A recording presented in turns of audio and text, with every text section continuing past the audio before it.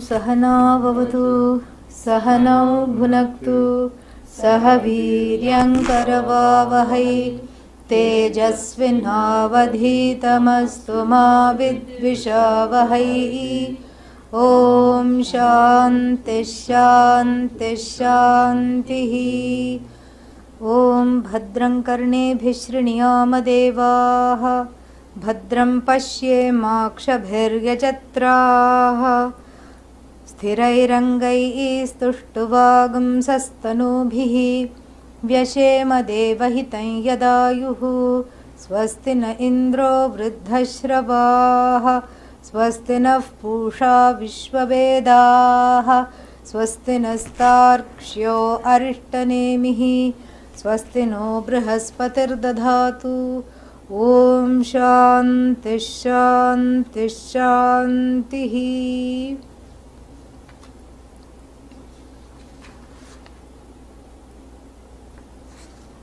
To have a human body is considered the greatest gift, greatest prasada.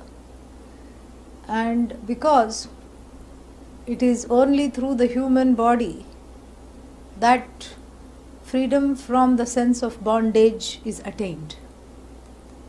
In all other forms, there are two things that are missing, in all other life forms. One is the complex centered on the I is missing. If the complex is missing, then that complex becomes the locus for all kinds of notions of bondage. So if the complex is missing, the self, the bondage is also missing. Yeah, because the complex the complex becomes the source for the bondage. It all starts with ajnanam, which is samanyam etat ajnanam samanyam pashubhihi and naranam cha. For the human beings also born in ajnanam, common, and the pashus, who is pashu? Animals, also born in ajnanam. It's not that the animals have self-knowledge. It's not that the grasshopper is clicking away tattvam asmi asi. It's not saying that. And the cicadas and the, all these noise making things, crickets and all, they are not sort of saying aham brahmasmi all the time. No. They also don't know. The human being also doesn't know. Then why is it special to be a human being? Because the in the animals there is no complex centered on the I. So they are actually called vimuktaha. Muktaha. Yeah. Muktaha means free of complex. Yeah. Okay. Not that they have moksha. They have moksha from the complex centered on the I for this life around. Yeah. Oh, but that's a good thing, Please make me a dog in the next life. Don't ever ask that. Yeah. It is not a good thing. Why is it not a good thing? Because in those life forms, you cannot earn punya. This is not a good thing. You cannot perform pradosha puja. Right? You cannot offer flowers, fruits. You cannot submit to Bhagavan. You cannot surrender, you cannot discover yourself, you cannot negate previous papas by new punya creation, by new karma. You cannot build up the antibodies of new action to negate the bad effects of the previous actions. You cannot. And finally, you cannot pursue self-knowledge. Even though I am told that a lot of dogs and cats attend the online classes. And maybe a few dogs and cats have also taken the 1-month course, along with their masters. But, they can only assimilate the Upanishad in one way. In what way? They can eat the book, that's all. Yeah, they can chew on and eat the papers on which the Upanishad is printed, And then you can have a new excuse. How come you can't answer this question? The dog ate the Upanishad, you can say. So therefore, the dog and cat may take the class, but they don't understand anything, correct? Are they just sitting there? This happens in the Anikatti ashram also, where Pujya Swamiji teaches. Lot of dogs come and sit regularly. And and one of them, a long time ago, one of them used to go and sit in that. There was a chair which was covered with cloth, that pitha, that platform that was covered with cloth on all sides. And the dog would sneak in just before Swamiji came. He would go and sneak and sit inside, along with a cat. And the cat and the dog could not stand each other the rest of the time. But during class time, not a peep came out of them. Both of them were underneath, side by side. That's the only time they sat together. Some buddies from some. And one time everybody said, everybody was trying to shoo the dog and the cat outside. And Pujya Swamiji said, perhaps it's a brahmachari who lost the way from the last life. Let it be. Let them be. Correct? Yeah. So that, pumsam advaita vasana, that the smell of advaita is like a bloodhound. One is like a bloodhound. That smell of advaita doesn't go life after life. That scent one follows. But so what is the use? If the correct upadhi is not there, you may follow many scents. But it doesn't make any sense, to follow the scents. Doesn't make any sense at all. Why? Because one doesn't have the appropriate sukshma sharira to imbibe this knowledge. One doesn't have. And therefore, in the light of this understanding, when you see that the human life is blessed, in an immediate way, the animal seems to be blessed. Why? Because the animal doesn't have a complex centered around the self, and it is called mukta, meaning already free. And it may seem initially more blessed than I, but really speaking, the human body is very blessed, because it is that complex that one cannot stand. You see? The complex centered on the I cannot stand. And I want to do everything to dismiss this complex. From plastic surgery onwards, because the complex is centered on the body, centered on the mind. So from therapy to yoga to plastic surgery to from bhoga to yoga, I have tried everything. And that's why one is an old soul. Why is one an old soul? Because it has been around, unsuccessfully trying to eliminate this complex. But since the complex is based on wrong information, the complex cannot be eliminated until the information is set correct. Correct? Yeah, the information has to be set correct. And what is that wrong information? I am finite, therefore I am bound, I am as big as the body, I am as small as the mind, I am limited to the senses. This is what the understanding is. So this misidentification is the wrong information. The wrong information is nothing but the internalized misidentification based on the body-mind sense complex.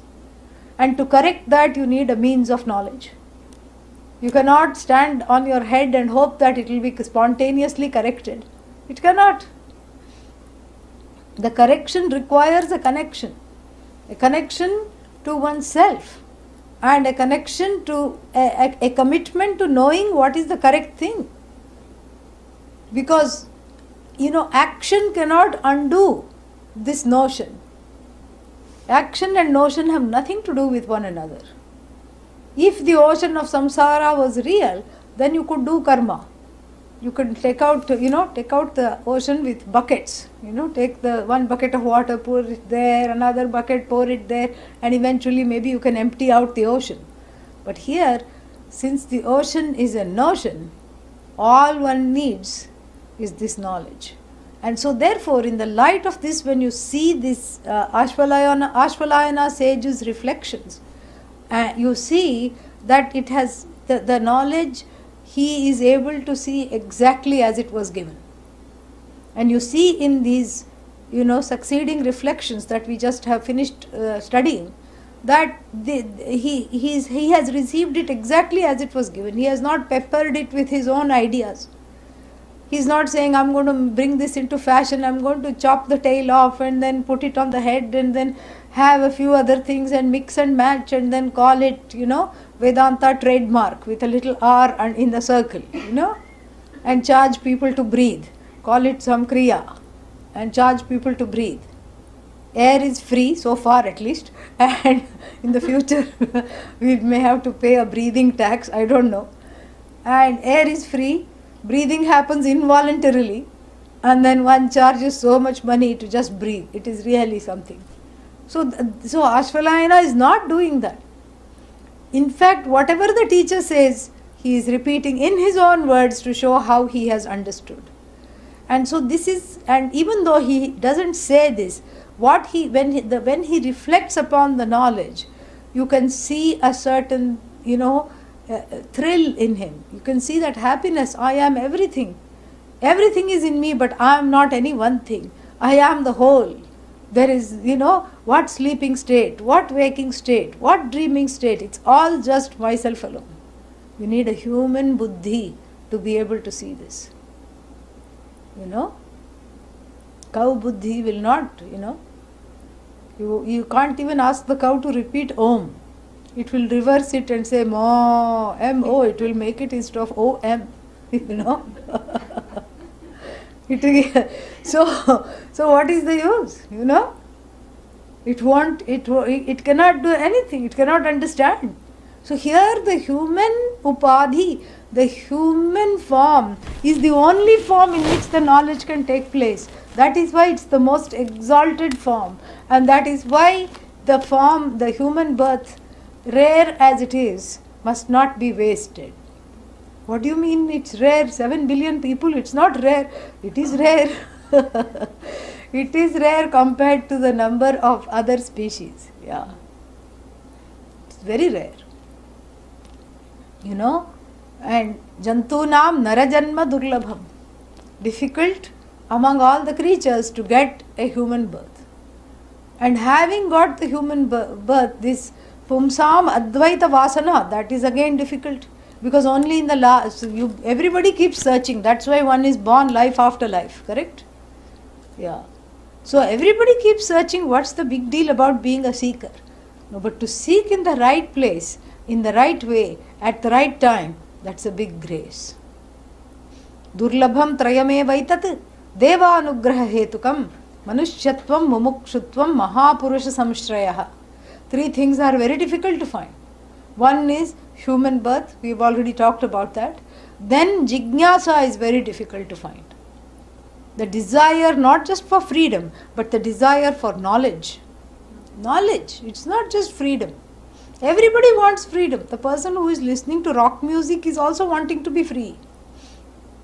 And the person who is going to the movies all the time and spending all the time in the mall and being a bhogi is also wanting to be free. The yogi is also wanting to be free. What's the difference? The difference is that the yogi has understood I have to study. Yeah. That's the only difference. Otherwise both sound the same. Bhogi, yogi. Yeah. Both of them are seeking. Bhogi seeks the infinite in finite places. First of all, doesn't even know I am seeking the infinite. The yogi seeks the infinite by seeing that this whole seekership is itself a superimposition upon myself. And that seeking, you have to, there is a means end discrepancy in the seeking itself. I have to correct that. And for this I need a pramana, I need a means of knowledge. I cannot figure this out by myself. I cannot fathom this.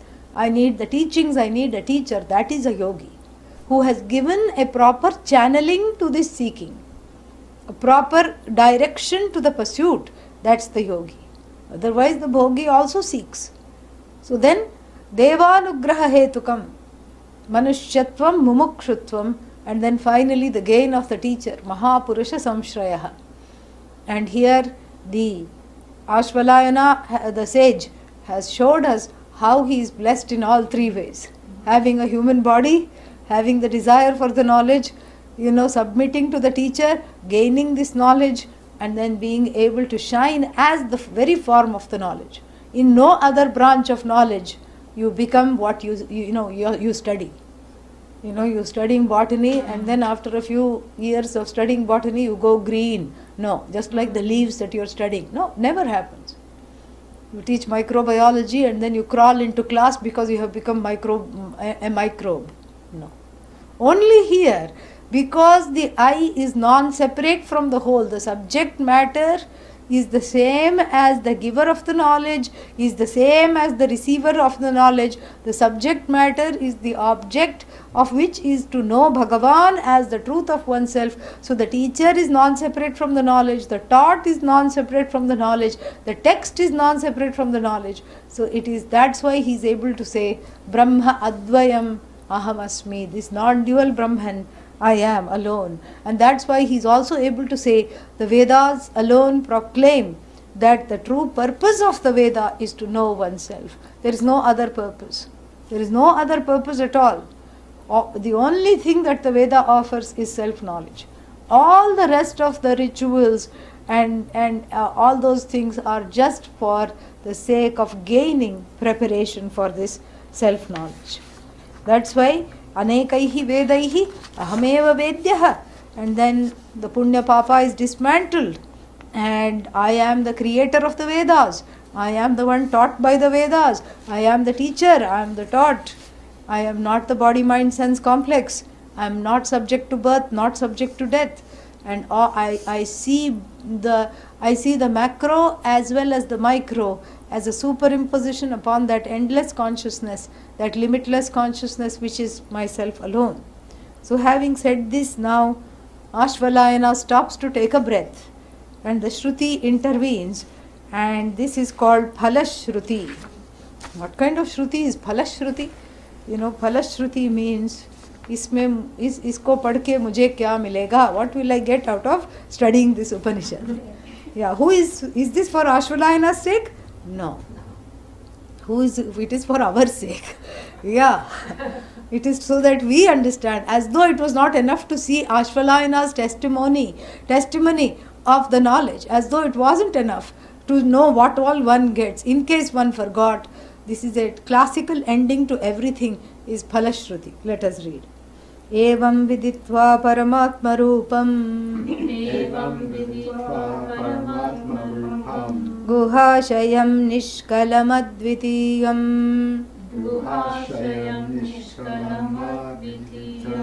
samasta sakshim sadasadvihinam prayati shuddham paramatma rupam.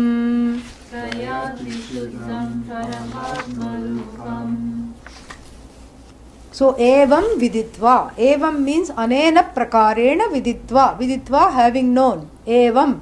Evam means knowing only in this manner. Meaning any other manner of knowing that I am part of God, I am a little bit odd, I am not God, I am because, I am not cause, I am small, I am not all. This is not the way to know. The way to know is exactly how you were taught. Not that you are a spark of God, you are a part of God, you are an adjective to God. All this is not the knowledge. So learning the teaching exactly how it was given.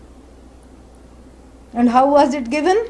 You are that witness. First we start with the body, mind, sense complex. You are the witness of the body, mind, sense complex. You are a visitor in the states of waking, sleep and dream. And not only are you the visitor of the three states of waking, sleep and dream, those states are time bound. You are the timeless visitor because you are able to name the states. You are able to observe the states. The timeless alone can observe anything that is time bound. This also one was taught. And then after that one was taught what? One was taught that you are that who is the author of the states. The creator of the states have come out of you. And not only the individual waking experience, but the waking world also you sustain. You are not just the creator of the sleeping experience, but the unmanifest Jagat you sustain. And you are not just the creator of the dream experience, the individual dreamer. The whole world of manifestations, the potential to manifest, comes out of you, is sustained by you, resolves into you. And then, this is how one was taught. And so, everything folds into you. Everything folds into you. You unfold as that tapestry, that timeless tapestry that contains all the time-bound embroideries. You are that surface over which the entire Jagat stretches, and you are the timeless canvas upon which the entire Jagat rolls out its sob story. You are that which is free from all the hankies and buckets you don't need, because you are not touched. You are Shiva, Sada Shiva. You are Chaitanya Matraha, Chin Matraha. You are Sada Shiva. Nothing touches you. Everything is folded into you. You are the only thing that doesn't fold up. You just unfold, everything folds. So you see, you endlessly unfold, everything folds as it were into you. And what is the nature of this everything? That everything is non-separate from you, but you are separate from everything. That everything depends on you, but you are independent of everything. That everything is just a shadow. You are the light. You have the privilege to cast the shadow. And if you don't know this, you are afraid of your own shadow. That's what happens. You become like a child, it's afraid of its own shadow. So you become afraid of your own shadow if you don't know this. And if you know this, what happens? You say, Mayyeva sakalam jatam, Mai sarvam pratishtitam, Mai sarvam layam yati, Tasmad brahmadvayam aham. So everything, arises out of me, everything sustained by me, everything resolves into me. That's when you can say this. So even though the this and the I are initially seen as separate, the this has to fold and be resolved into the I, there is nothing to resolve. Yeah. The I is free of resolution. Why? Or dissolution, because it is limitless, it is timeless, it's the only thing that always was, is and will be existent. So this evam jnatva, evam viditva, in this manner knowing, not any other half-hearted knowing, not a little portion of God I am and I should worship God, otherwise I'll feel odd, not all these things. Worship is valid, but on a different level, we'll come to that. And so all this, evam, anena prakarena jnatva, viditva, what? Paramatma Rupam. What are we understanding here? The nature of Bhagavan. So the nature of I is revealed to be none other than the nature of Bhagavan. This is why it is Mahavakya. And what Ashvalayana says is Mahavakya, Mahavakya, Mahavakya, all the way. All the way Mahavakya. And so, evam viditva and Paramatma Rupam viditva. So, getting acquainted with the Lord in this manner. Then when you get acquainted with the Lord, what will you say? Namaste Bhagavan, Namaste Astu, or will you shake hands? How will you greet Bhagavan? How will you greet? Will you do namaskar? Will you offer a flower? How will you greet? Just the same way as you greet yourself. Because that Bhagavan is you. So, evam paramatma rupam jnatva, how, ahameva idam sarvam iti, ahameva idam sarvam iti jnatva, paramatma rupam, in this manner knowing the nature of Bhagavan as the truth, as verily the truth of oneself, what happens? What's the next line? What happens? Paramatma Rupam Jnatva. And of course the next question is, Kidhar hai? Where is this Paramatma? Guha Shayam. Sleeping. Oh, I shouldn't disturb right now. Guhayam Shete iti Guha Shaya. And so I shouldn't sleep because Bhagavan is sleeping. I shouldn't disturb Bhagavan because Bhagavan is sleeping. Where? Guhayam. Which Guha? Which Guha? Buddhau, in your very buddhi. This is the beauty of it. Guha means buddhi.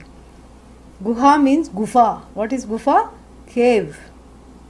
In the dark cave of the buddhi, covered by tamas, with the bats of rajas restlessly flying around, bats of doubt, with the stalactites and stalagmites of despair and hopelessness, dampness of tamas,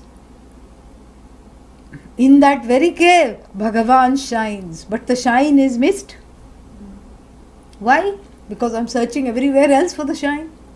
I'm trying to search for that light with a flashlight. And that I am the self shining, and I shine, and because everything shines after me is totally missed, because I am going everywhere in search of this except myself. So Guha Shayam, let us see how the Tika resolves Guha Shayam. Very nice compound. Guhayam Shete, it should be, let us see if any other, Buddhi Shayanam, same thing, So Guhayam Shete means the one that sleeps in the cave. Which cave? Buddhi cave, Bhagavan is sleeping means what? Why is Bhagavan sleeping? That is my question.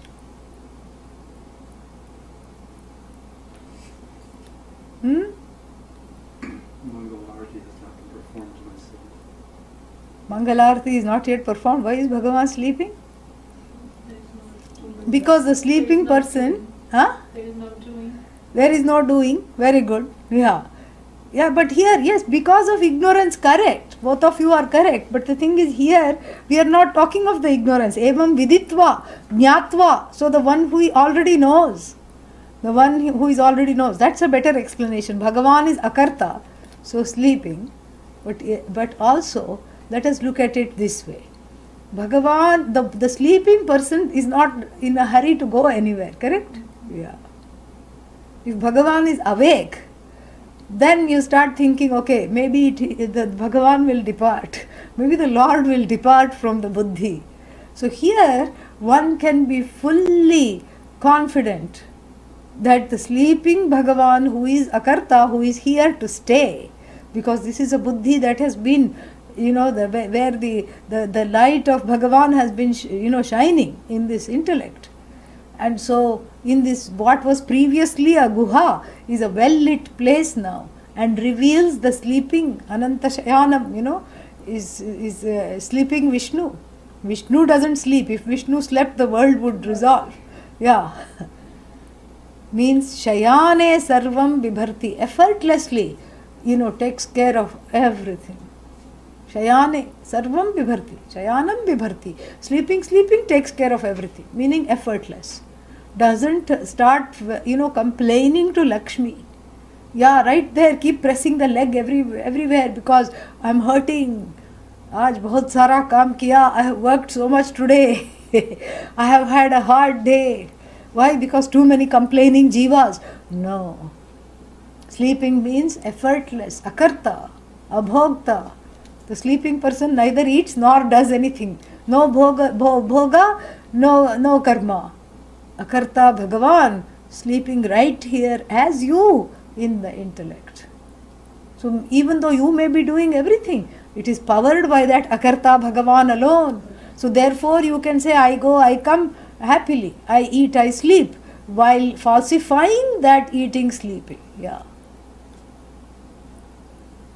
That famous two verses in the Bhagavad Gita, Pashyan, Shrinvan, Swapan, Shwasan, all these things, eating, drinking, sleeping, going, coming, Navadvare Pure Dehi, Naiva Kurvan Nakarayan. This Dehi, the indweller of the body, which is Bhagavan, neither does nor causes anything to be done. Purishete iti Purushaha. That is another this thing, that same Shaya. See very beautifully this thing. Because earlier it was said Purushoham, Ashvalayana said in his reflection, and here that Purusha is unpacked. Guha Shayam.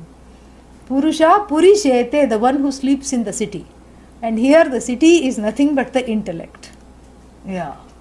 So Guha Shayanam. So the Akarta Bhagavan is stretched out. Another reason why Bhagavan is in the sleeping mode, lying down mode, is because the lying down person occupies a lot of space, correct? The Bhagavan is not like, Sankuchita, like, sitting like this in one corner of the buddhi, is stretched out and is nicely occupying the entire buddhi. Pura. So beautiful. So beautiful. In the buddhi of the jnani, Bhagavan occupies the entire buddhi. That is why Shayanam. See, the more you see, the more meanings you get. It's so beautiful. Then what? Nishkalam. Nirgataha kalaha yasmat. So from which all the kalas have departed. In the Prashnopanishad, there are all these 16 aspects. Shodasha kala purusha, they say that 16 aspects to the perfect person. Only avatars have it. All the other people have 15. All the other, people, jivas, etc. can only have 15. The 16th one is Bhagavan, Shodasha kala purusha. Bhagavan or Jnanis. Sometimes when the sannyasi passes away, when the sannyasi leaves the body and attains what is called Mahasamadhi, everybody else, goes into Samadhi. Sannyasi goes into Mahasamadhi, means a Samadhi out of which they don't return, from which the returning doesn't happen, is called Mahasamadhi. When the sannyasi drops the body, they invite 16 people. For the sake of this Shodasha Kala, only the 16 aspects, Bhakti, Shraddha, so many aspects are given. They all have certain technical names. And so these 16 aspects are, invoked in 16 sadhus. It is called Shodashi ceremony. And on the 16 days, 16th day of the passing, 16 sadhus are invited and fed 16 dishes and given, each one is given 16 presents. Yeah, this is how you honor the passing of a sadhu. Because that number 16, the 16 means the perfect Purusha. The perfect Purusha means Bhagavan here. And here this Bhagavan sleeping, Nishkalaha, meaning even the kalas are not there because there is no form. Sleeping, yeah. The all manifestations, that which upholds all the manifestations and that which upholds all the kalas is without any kala, is not confined to any kala. So it's non-separate from all the kalas. It upholds all the aspects without itself being any one aspect. Okay? Nishkalam. And how many Bhagavans? Advitiyam, non-separate from oneself. Non-separate from oneself. And then Samasta Sakshim. Actually, this is not grammatically, this is a Vedic form. Actually, it should be Sakshinam. Sakshinam, it should be second case. Sakshim Chandasam, we don't try to correct that. Chandasam, we let it be. Samasta Sakshim, the witness of everything. Samasta means everything. Sadasad Vihinam, Vihinam, devoid of the distinction of Sat and Asat. Oh, here in the Tika, by the way, small note, before we proceed further, in the Tika the name of the 16 kalas are given. Does anybody want to know? 16 kalas are this: Prana, Shraddha, Kham, Vayu, so 5 elements. Kham, Vayu, Jyotihi, Apaha, Prithivi. 5 elements, 5. And then you have Prana, 6, Shraddha, 7, and Indriyam. Indriyam is the organs of action, 8. And then Manaha, 9. Annam, food, 10. Viryam, the capacity to create, etc. Viryam, 11. Tapaha, 12. And then Mantra, Karma, Loka, Nama. These are the 16. Mantra, Karma, Loka, Nama. These are the 16th given in the Prashnopanishad. Yeah. So Advitiyam means that which is without a second. That which is without a second. And everything in the universe, Advitiyam, next word, I'm just backtracking a little bit. Everything in the universe is divided into, what is that? Has 3 kinds of constriction. And what are the constrictions? Time-wise, space-wise, object-wise. So Advitiya means there is no constriction by time, there is no constriction by space, there is no constriction about being one object or another object. Then there are 3 more constrictions which we have to look. Vijatiya Bheda. Those constrictions are called, time-wise, space-wise, object-wise, one set of constrictions are absent. Here there are 3 more constrictions that one has to be aware of, that Brahman doesn't have, and the person who knows Brahman also is free of. What is that? Swajatiya Bheda, Vijatiya Bheda, Swagata Bheda. Swajatiya means like you have, first let's take Vijatiya Bheda. There is, so many, if you say tree, then which tree? Mango tree, plum tree, apricot tree, peach tree, correct? So many trees. This is called Vijatiya Bheda. So then the mango tree suffers from not being the peach tree, correct? Yeah. So the mango tree suffers the limitation of not being any other kind of tree. So within that tree jati, there are so many, differences. This is called Swajatiya Bheda. Even in the jati or the species called tree, there is mango, this, that. And then the mango tree has another suffering. What is that? It is not at once mountain, stream, rock or human being, correct? So this is called Vijatiya Bheda. It's not unlike, it does not occupy other jatis, and even within its own jati, it suffers because it is limited by being only mango tree. It cannot become plum tree also at the same time. These days, of course, everything is confused. Yeah, all these cross, what is that? Hybrid, fruit trees are there. Somebody said this is pluot. I said, what? Pluot. Half plum, half apricot. Pluot. Yeah.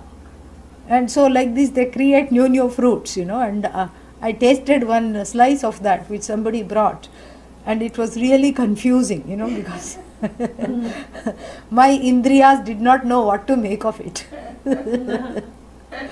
Pluot. And so like this, of course, but usually, mango tree means mango only it will bear, correct? And so like this is Swajatiya Bheda, the mango tree is not at once a peach tree. Vijatiya Bheda, the mango tree is not a human being. And then Swagata Bheda. Swagata Bheda means what? The mango tree has so many branches, correct? Yeah. That one tree has many branches, that many branches has many small branches, and those many branches have many leaves and roots and trunk, all these body parts. So itself it is divided into many body parts, and then there are other competition from things like it, and then there are other things that constrict it from things unlike it. These are the 3 Bhedas, and Brahman doesn't have Swajatiya Bheda. Are there other Brahmans, big Brahman, small Brahman, little Brahman, baby Brahman, adult Brahman? No. So even with, and then it doesn't have anything. Brahman cannot come and tell Brahman, you are an idiot, correct? What is Brahman? Not Brahman. So if Brahman comes and tells Brahman, you are limited, what to say? What will happen then? Because Brahman also, if there is Brahman, what will it depend on? Brahman alone. Because nothing else is there which is Brahman. Correct? Yeah, nothing else is there. Yeah, are you raising your hand for some reason? Can you not hear what is going on?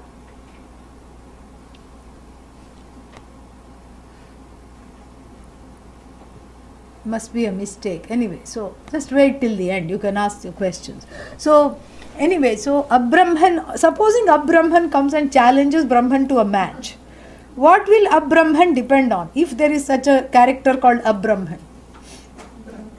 Brahman alone, because that is the source of all existence. So if Brahman comes charging at Brahman, it's like Mithya coming charging at Satyam, correct? Yeah. If Mithya charges at Satyam, Satyam is not afraid.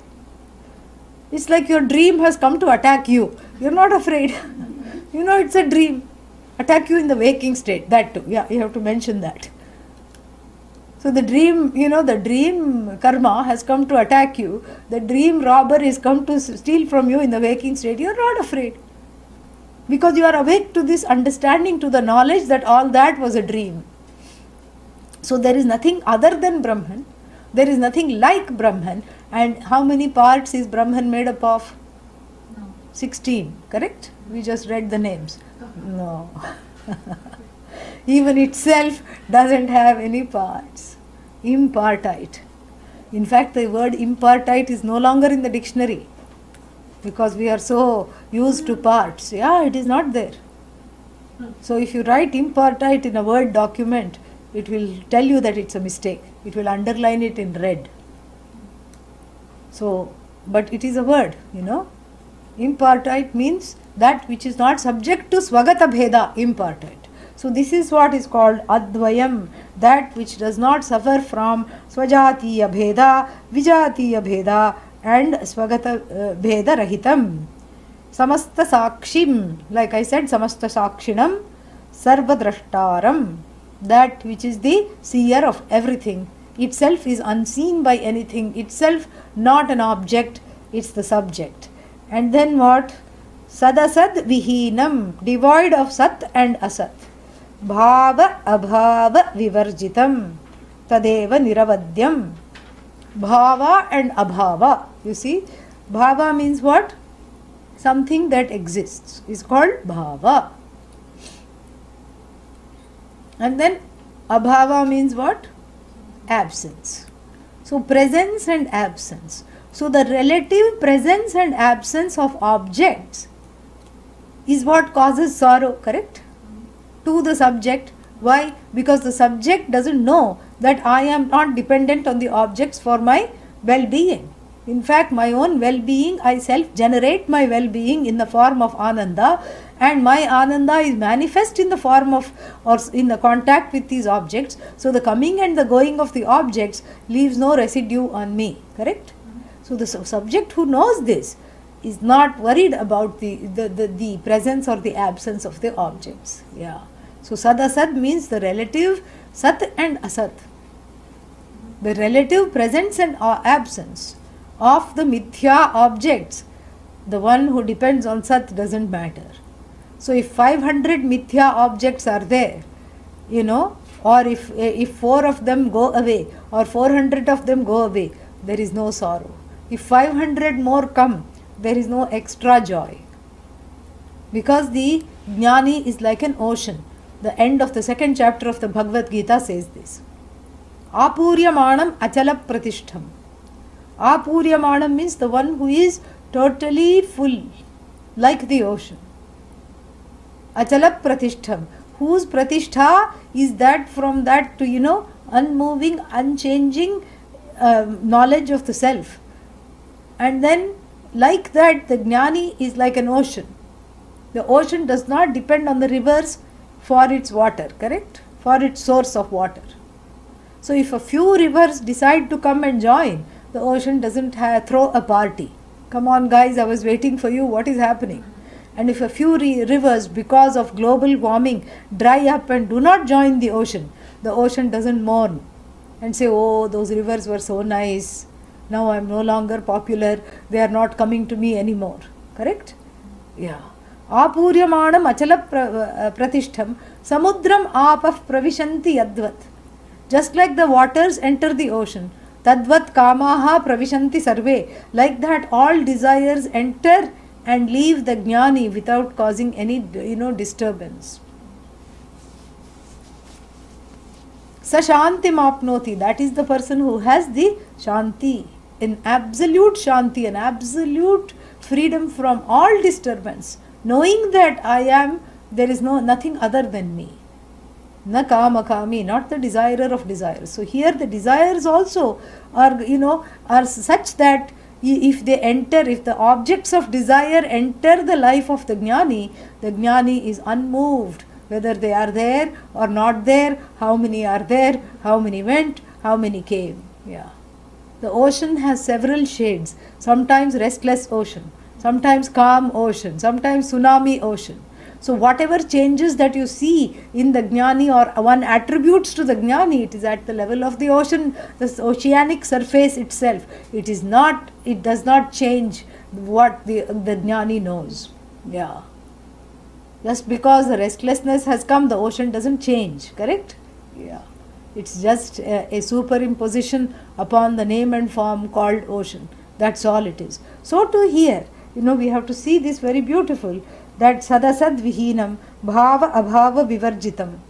Bhava abhava vivarjitam means it is not an existence that is time bound.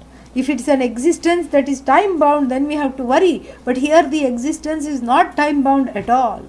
And if it is not time bound, what is there? All that is there is that the ultimate existence, and the relative absence and presence we don't worry about. So this Paramatma Rupam prayati, evam viditva prayati, prakarshena yati, definitely goes without any problem. Goes where? Goes, attains, goes means there is no going, attains the nature of Bhagavan. Paramatma Swarupam prayati. And then what is this nature of Bhagavan? Guhashayam, that which abides in the buddhi, free of all aspects and free of the second. So no second thing is not there. The witness of everything, the one that is not disturbed by the relative absence or presence of things. And then one who is Shuddha. Shuddha means free of papa and punya. Shuddha. Prayati Shuddha Paramatma Rupam. Paramatma Rupam is repeated because there are 4 lines and many adjectives, so you may forget. So therefore it is repeated at the beginning and the end in case you cannot believe it. So Prayati Paramatma Rupam and Evam Viditva Paramatma Rupam Viditva Paramatma Rupam Prayati. See, this is the connection. Paramatma Rupam Viditva, having known the nature of Bhagavan, becomes Bhagavan. This is a Mahavakya. Paramatma Rupam, that's why Paramatma Rupam is repeated twice. Paramatma Rupam Viditva, Paramatma Rupam Eva Prayati, becomes Paramatma after knowing Paramatma Rupam. No other place you can say this, correct? Like I said, the microbiology teacher doesn't become a microbe. Why? Because they studied microbiology very well. But the knower of Brahman is Brahman. Brahmavid Brahmaiva Bhavati. Yeah. The knower of Brahman, before they knew Brahman, was also Brahman. But now they know I am Brahman. And so this is the only place where you can say the knowledge, the subject matter of the knowledge is non-separate from the subject. The subject merges with the subject matter. That's why it's called subject matter. It's a matter that pertains to the nature of the subject. So the knower merges with the subject matter. The subject merges with the subject matter. There is nothing other than that. So that which is the mode of the instrument of learning, which is the Shruti, and the mode of learning, which is the Pramana handled by the Guru and the student, all of them are just falsified. They come together as one. They are all one. So knowing the nature of Paramatma is of no use. You can chant Sahasranamas, 108 names, 1008 names. You can say, Indra, Chandra, Devendra, you are the best, east or west. You can make all these names of praise. You can sit and do worship. But always there is this feeling of longing, which is why people cry in worship. When am I going to see you? When am I going to become you? That is what it is. That separation is there in the worship. And that's why I say self-knowledge is the highest form of worship, because it removes the separation through that knowledge. The prasada of the knowledge is removal of this separation between the worshipper and the worshipped. The object of worship is revealed as none other than the worshipper. And then, Atma Puja, that's all it is. It is all Atma Puja, it is self-worship. Really, there is nothing other than the self. And so, therefore, here only you can say with alacrity, Paramatma Rupam Viditva, gaining the nature of Paramatma, you become Paramatma. Nowhere else you can say this. And this is how, I don't know how, the dualists gain any other meaning. I mean, this is so clear. Paramatma Rupam Viditva, Paramatma Rupam Yati, attains this. There is no other meaning that can be assigned. But then, there are so many schools of thought and so many ways. You are a part of God, you are a spark of God. It is just very clear that in those theologies, one's own subjectivity has come in the way. Because what the Upanishad teaches should be stark clear. There is no way to distort it unless one's mind is wanting to look for something else. Then you look for it from your own subjective viewpoint. And then, but see, the thing is, somebody asked, why are Advaitins against Dvaita? I said, we are not against Dvaita. Dvaita is perfect. Yes, worshipper is not separate, is separate from the worshipped. Yes, I feel time bound, and yes, I feel, like worshipping. Yes, I worship, and I'm invoking the object of worship as separate from me. Perfect. You can say, the ocean, the wave can say, I'm born of the ocean, I'm sustained by the ocean, in ocean I resolve. Perfect. The wave can also say, I'm part of the ocean. No problem. But if the wave is ready to come to me, I will say, there is one more way of looking at this, and it's not just one more way of looking at it. There is a way to look at it where you transcend your waveness, because your waveness is the cause of your wavering, as a jiva. Whether you are a wave or a wavering jiva, you need this knowledge. If the wave is ready for the knowledge, I will validate its experience. I'm not going to say you are just Bhagavan only. No. You've had a hard life, yes.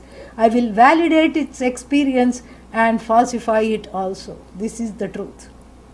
You dismiss that after validating the experience, you understand the experience in the light of this knowledge, and then the point of view can be accommodated in the view.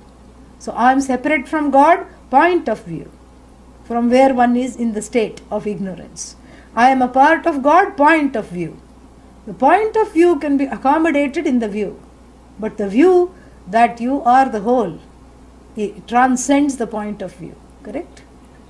If the point of view can be appreciated, no problem. But if the point of view masquerades as the view, then the view is lost. Yeah. Then you keep searching for the view. That's what it is. And nobody is happy invoking Bhagavan as the ruler of the universe. The happiness comes for a little bit because the puja, there is a certain kind of obfuscation of the person who is doing the puja. In bhajan, there is an obfuscation of the subject-object, so that resolution is there. But here we don't need any experience to give this resolution. The resolution is your nature. Non-duality is your nature. It is revealed through the cognition, so that even when one is in duality, it does not bother you. You don't have to run away to some quiet place. Living in the Jagat, you are free from disturbance. Why? Because you know, I am that Bhagavan alone. The form may differ, the name may differ, and after I know I am Bhagavan, I still have to deal with this limping finite body, finite mind, finite senses. I know that, but then what? I am not bothered because I know the truth of myself. I am not taking myself to be finite. So therefore, Paramatma Rupam Viditva Kutra Gacchati? Paramatma Rupam Eva Gacchati. And then Shuddham means that which is clear of Papa Punya, that which is clear of all kinds of doubts. This knowledge, Shuddham Paramatma Rupam Eti, means the knowledge of Paramatma is free of doubt, free of vagueness, free of error. So one who has internalized this knowledge completely goes to Paramatma or becomes Paramatma, discovers the Paramatma in oneself. So with this, the teaching portion is concluded, correct? Yeah. And if one is Ashvalayana, one should get up and then write a sutra, because we have Ashvalayana sutras and some mantras also we have by the sage Ashvalayana. And if one still feels, okay, what do I do now? Okay, 1 month course is ending. How do I make sure that this knowledge stays with me? How do I understand this? The Upanishad has a upaya. Upaya means a kind of an aid. An aid. And what is this aid? Who is this aid for first? For the one who feels, I did not get the whole thing. I still did not understand properly what was being said. I have not understood properly. Why? Because even after the knowledge is given, there are blocks, there is resistance, there is subjectivity perhaps. If it's not there, this is not addressed to them. But for those who have that, in smaller or greater measure, some sadhana is described. And here, one of the greatest sadhanas is described. And already we had sadhana, because as I said, unusually this began with a meditation, correct? Yeah, it began with a meditation. And what was the meditation? Uma Sahayam Parameshwaram Prabhum, Hrit Pundarikam Virajam Vishuddham, Dhyatva Munir Gachati. All this was talked about. In the lotus space of the heart, visualize Bhagavan. Don't visualize the formless, because how are you going to visualize the formless? That is you. So, you visualize with the form, whose essential truth is formless, correct?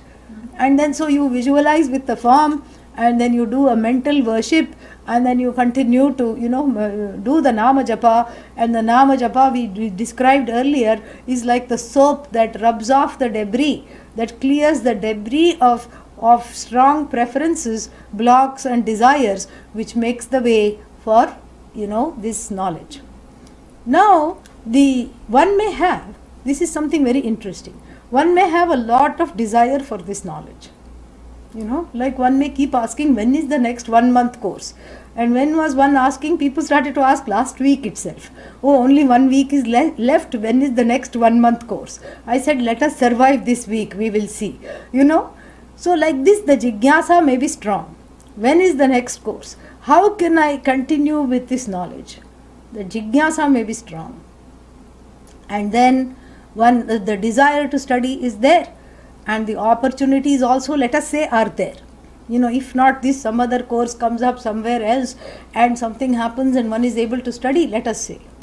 But then the opportunity is there, the desire is there, but somehow the opportunity and the desire don't click together. Why? What happens?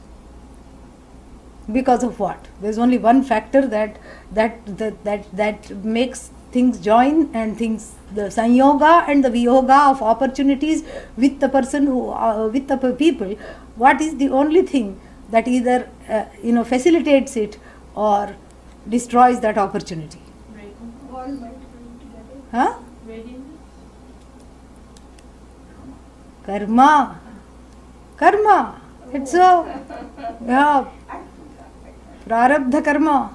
One's own karma. What is karma? Don't think it is just some dispensation by God.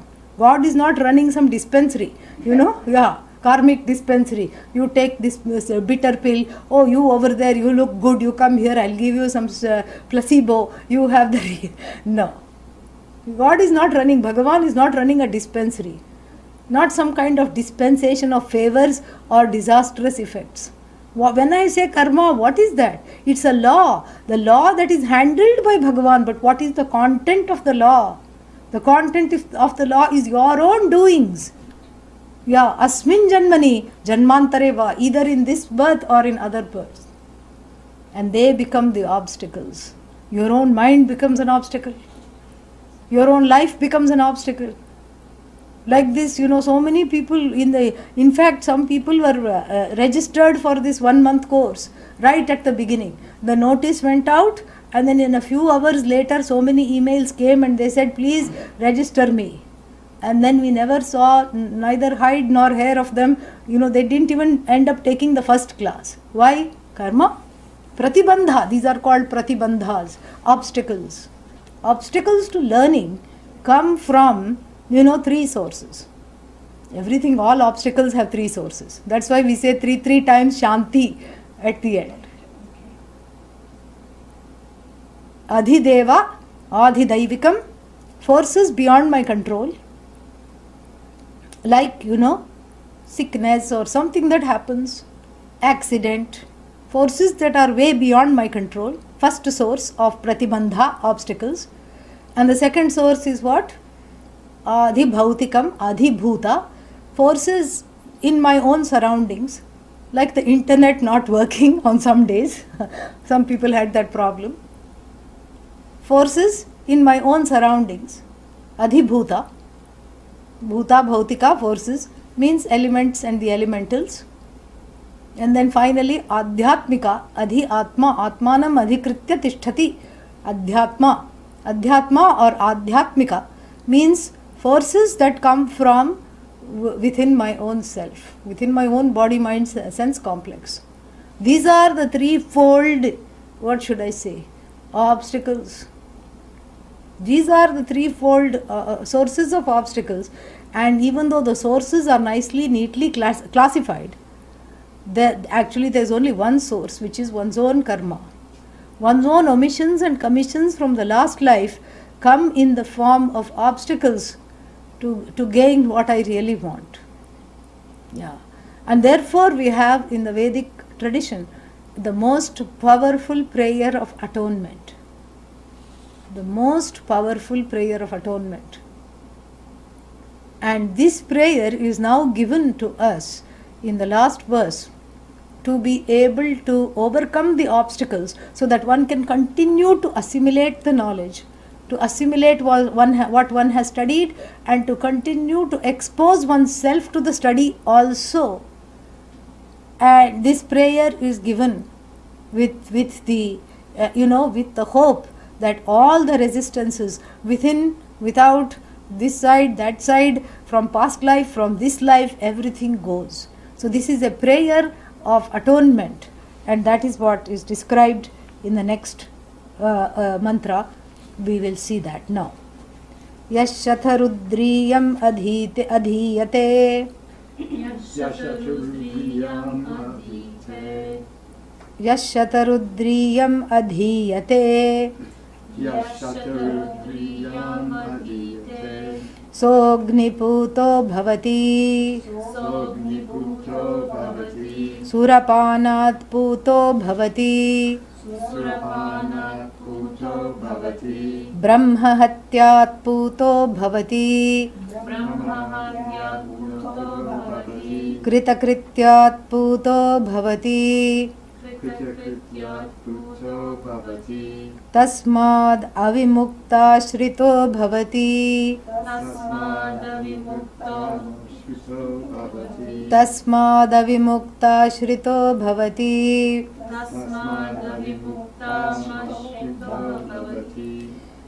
Atyashrami sarvada. Sakridva japet. Yeah, this is a very powerful prayer called Shatarudriya or Shri Rudram. This is the most powerful prayer of atonement that is offered, because all obstacles, we cannot blame the family members, correct? We cannot say the wife is not letting me study, the husband is not letting me study, the children are not letting me study. Because who is the wife, husband, children, parents, who are they? They are just karma phala. Your own karma phala. So you cannot blame anybody. You cannot say the neighbors are drilling and making noise and therefore I cannot hear. You cannot blame anybody. This is the beauty of self-growth. And the beginning baby steps of self-growth is where you stop blaming others and where you stop blaming yourself. You have entered the door of spirituality. No self-criticism, no criticism of others either. So therefore, this Shatarudriyam, this Shri Rudram or Shatarudriyam as it is called, it is a powerful prayer of atonement because it teaches acceptance. It teaches acceptance of what is. How? By saying the word Namaha 100 times, more than 100 times. And Namaha, Namaha, Namaha. Namaha means surrender. Surrender to what is. It teaches surrender in the face of those powerful ragadveshas which come in the way. Yeah, so this is a very powerful prayer. And there are tapes from which you can listen. And if you keep listening, you will get it. And it's a wonderful thing to, even if you can't chant yourself, to listen to this every day. This is what is going to save from all those obstacles. Because the only prayer now, because when one becomes a jignasu, the only prayer is, let no obstacles come. Yeah.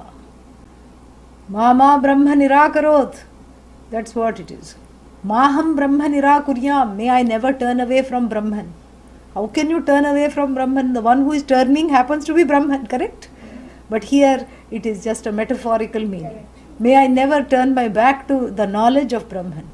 I here means the ahankara. Mama Brahma Nirakarot. May my psychological baggage never make me feel that God has abandoned me. Let me take care of all that. So therefore, this Shatarudriyam becomes a powerful penance of atonement for all the things that one has done, which one doesn't know what one has done in the last life, why this karma is coming. But one thing we can do is create new karma to offset the effects of those karma. And so what that is all about, we will take a very short break, 10 minutes at the most, maximum 5-10 minutes. So just get up, freshen up, come back, and then we will continue with this. Om Purnamadav Purnamidam Purnat Purnamudachyate Purnasya Purnamadaya Purnameva Vashishyate. Om Shanti Shanti Shanti. Harihi Om Shri Gurubhyo Namaha. Harihi Om.